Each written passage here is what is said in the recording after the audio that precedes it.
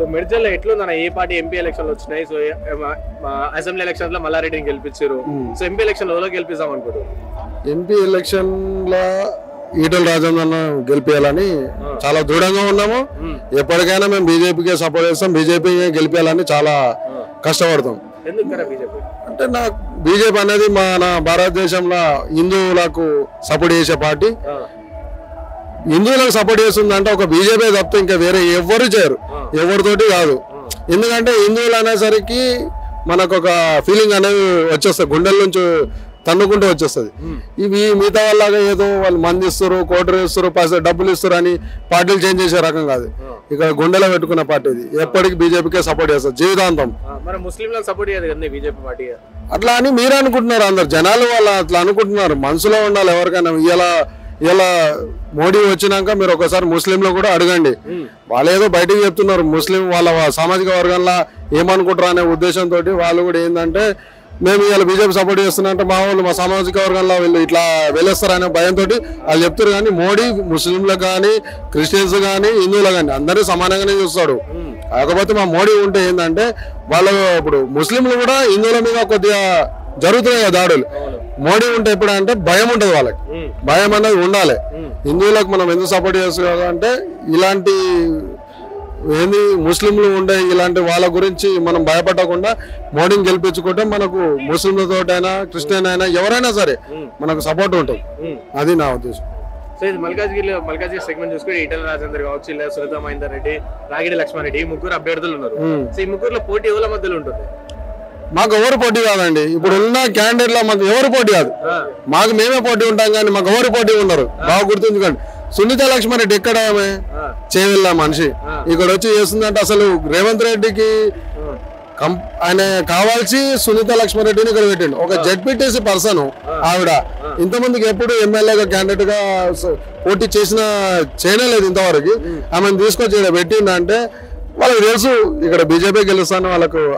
ఆలోచన ఉంది కాబట్టి ఆ క్యాండిడేట్ తీసుకొచ్చి పెట్టారు ఇక్కడ ఇదే మల్కాజ్గిరి గురించి రేవంత్ రెడ్డి గారు కూడా అంటే ఈటల అక్కడ స్థానికుడే గాడు ఆయన ఏం గెలుస్తాడా అని అంటుంటారు చెల్లని రూపాయి అంటే ఈటల రాజేందర్ వాళ్ళందరూ వాళ్ళు ఏదో అనుకుంటే జరగదు కదండి ఇంత ముందుకు మల్కాజ్గిరిలో ఇదే రేవంత్ రెడ్డి గారు ఎంపీగా చేశారు చేసిన ఆయన ఎంపీ చేసిండు ఇలా సీఎం అయిండు ఆయన ఎంపీకి ఏం చేశాడు చెప్పండి ఒక మాట నాకు తెలియక నేను అడుగుతున్నాను ఆయన ఎంపీకి ఏం చేసిండు అదే మల్కాజ్గిరి ఇప్పుడు మల్కాజ్గిరి పోయి మీరు ఎవరినన్నా అడగండి ఈయన ఇలా సీఎం అయిండు కానీ మా ఎంపీగా ఉన్నప్పుడు అసలు మా కాలనీకి కానీ మా నియోజకవర్గానికి కానీ వచ్చి ఇట్లా చూసింది లేదు ఆయన ఏదో ఏంటంటే పబ్లిక్ లో నేను ఉన్న పబ్లిక్ లో అడావిడి చేయాలని ఏదో కెమెరాల ముంగట వచ్చి అడావిడి చేసింది తప్పితే ఆయన నియోజకవర్గం చేసింది ఏమీ లేదు నాకు తెలిసి అది అంటే నన్ను గెలిపించారు కదా సో నా అభ్యర్థి సునీత మహేందర్ రెడ్డిని కూడా గెలిపిస్తారని అంటారు అది ఆయన కల్లో మాట అది మీరు కూడా కొద్దిగా ఆలోచించండి క్యాండిడేట్ ఇంత ముందుకు అసలు ఎమ్మెల్యేగా చేసినామే లేదు అనుభవం లేదు చిన్నగా ఈ మధ్యన ఒక చిన్న క్లిప్ చూశాను నేను ఇట్లా ఎవరు మల్లన్న పక్కకు ఒక ఆయన ఉంటాడు ఆయన అడిగిన మీ నియోజకవర్గం గురించి ఏం చేయాలనుకుంటారు ఏం తెలుసు అని అడిగితే దాని గురించి నేను ఆలోచించాలని చెప్పి చిన్న క్లిప్ వచ్చింది మరి ఎంత ఆమెకు అవగాహన ఎంత ఉందో చూడండి మీరే ఆమె సమస్య లేదు ఈటల రాజేందర్ ఆయనకు ఎవరు పోటీ కాదు మాకు మేమే పోటీ వన్ సైడ్ ఓటింగ్ ఇది ఎవరు గారు నేను చెప్తున్నాను మన తెలంగాణ మొత్తంలో 12 సీట్లు 100% గెలుస్తాం మేము మెజారిటీ ఎంత వస్తుంది అనుకుంటున్నారు మల్కాజ్గిరిలో నా ఎక్స్పెక్టేషన్ ప్రకారం అయితే ఒక 2 లక్షల మెజార్టీ ఎక్కువనే ఉండాలని నేను అనుకుంటున్నా 100% 2 లక్షలు వస్తుంది కానీ ఇంకెక్కువనే ఉంటది సెంటర్ లో ఉంటాయి సెంటర్ లో రాహుల్ గాంధీ ఉండే ఛాన్స్ ఉన్నది అన్నట్టు రాహుల్ గాంధీ ఏందండి అని చిన్న పిల్లల మాటలు అవి రాహుల్ గాంధీ అని కాశ్మీర్ నుంచి కన్యాకుమారి అంతారం తిరిగిండు ఆయన యూత్ లేదు పాడలేదు మోడీ కిందనే ఎవరైనా సరే రేపు మోడీ పరిపాలించినప్పుడు యోగి వస్తాడు అంతేగాని ఎవరు వెళ్ళరు రాహుల్ గాంధీ ఆయన ఏం మాట్లాడుతున్నాను మధ్య చూసారా బీజేపీ కలిసి హిందువులు అది అని అంటారు సెక్యులరిజం తీసుకొచ్చేదే రాహుల్ గాంధీ మనం ఎప్పుడన్నా అంటామా ముస్లింలు చేస్తారని అన్నమా క్రిస్టియన్స్ చేస్తారని అన్నమా అనలేం కదా సెక్యులరిజం అనేది వాళ్ళ దగ్గర ఉంది మన దగ్గర లేదు అందరు సమానంగా చూస్తాం ఇప్పుడు త్రిబుల్ తలాక్ తీసేసినాం మన మనసులో అనుకుంటే త్రిబుల్ తలాక్ వాళ్ళు ఎటు పోతే మాకేందని వదిలేస్తాము అట్లా కాదు మోడీ నువ్వైనా నేనైనా ఒకటే అనుకొని పరిపాలించే రకం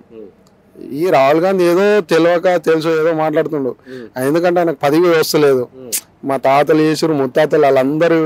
ప్రైమ్ మినిస్టర్ లైన్ నేను ఒక్కరిని అవ్వట్లేని డిప్రెషన్ లా అట్లా మాట్లాడేస్తుంది అంతే ఆయనతోటి కాదు ఆయన గాడు సీఎం కూడా కాడు ఆయన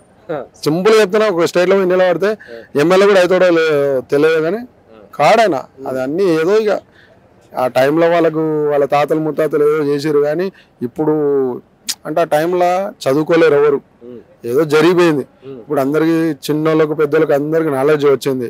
ఎవరికి ఓటు వేయాలి, ఎవరు ఎట్లుంటారు అనేది అందరికీ తెలుసు.